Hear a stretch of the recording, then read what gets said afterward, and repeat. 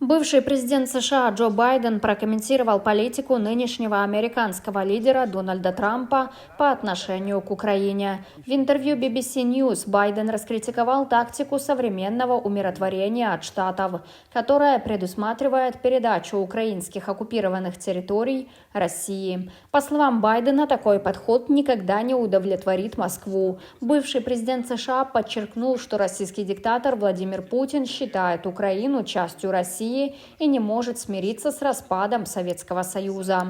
Как сказал Байден, любой, кто думает, что Путин остановится, просто дурак. Экс-президент также опасается, что подход Трампа может сигнализировать европейским государствам о том, что пришло время уступить России. Он считает, что из-за политики нынешней администрации Европа потеряет уверенность в лидерстве США. Как известно, президент США Дональд Трамп практически в каждом интервью обвиняет Джо Байдена в том, что война в Украине началась якобы по его вине. Таким образом, Байден ответил на нападки Трампа.